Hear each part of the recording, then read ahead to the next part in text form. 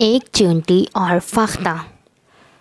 ایک دن ایک پیاسا چیونٹا پیاس بجھانے کے لیے ندی کے پاس جاتا ہے، مگر خود بھی ندی میں گر جاتا ہے۔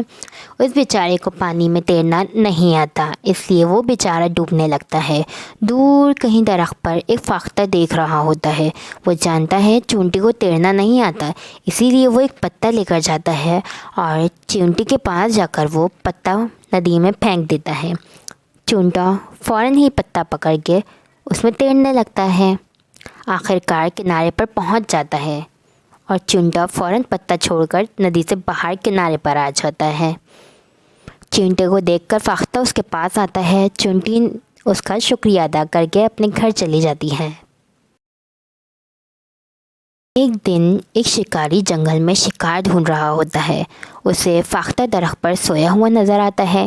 جیسے وہ فاختہ کو سوتے ہوئے دیکھتا ہے تو سوچتا ہے کہ اسے آرام سے قابو کر لوں گا، اور وہ چیونٹا یہ سب دیکھ لیتا ہے اور جا کر شکاری کے پیر پر کاٹ لیتا ہے۔ شکاری چلانے لگتا ہے اور اس کی آوازیں سن کر فاختہ جاگ جاتا ہے اور فوراً وہاں سے اڑ کر بھاگ جاتا ہے۔